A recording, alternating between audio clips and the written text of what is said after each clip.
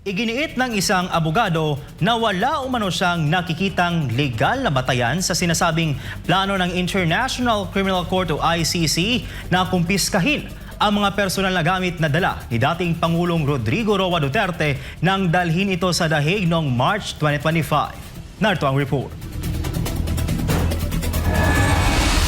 Sa panayam kay Attorney Martin Delgar III, inahayag nito na naroon siya noong March 11, 2025 nang arestuhin at dalhin si dating Pangulong Rodrigo Roa Duterte sa International Criminal Court sa The Hague, Netherlands. Anya, mabilis at magulo ang mga pangyayari kaya wala umanong pagkakataon para makapaghanda ang dating Pangulo ng mga personal na gamit na dadalhin. I don't see any legal basis.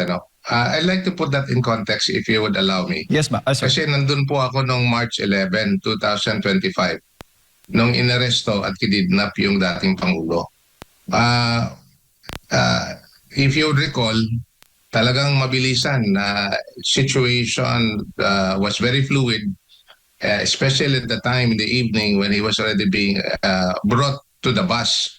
So hindi namin alam kung anong gagawin namin, hindi nga namin alam kung anong dadalhin niya. Pinabulaanan din niya ang mga lumabas na ulat na umano'y may perang dala ang dating Pangulo na nais kumpiskahin ng ICC.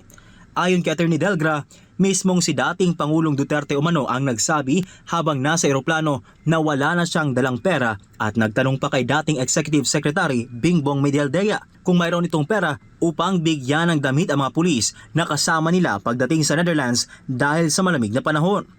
Kinuwento rin ni Atty. Delgra na paglapag ng eroplano sa The Hague noong March 12, 2025, isang kinatawan ng ICC ang umakyat sa eroplano upang magsagawa ng paunang beripikasyon sa kalagayan ng dating Pangulo bago ito ibinaba.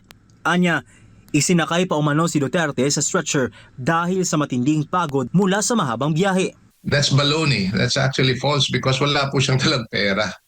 If you would recall, yung dating Executive Secretary Bingbong Medialdea who accompanied him to The Hague, while on the plane, yung dating Pangulo pa nga nagtanong sa kay E.S. Bingbong kung may pera siya at nagtanong si E.S. Bingbong kung bakit.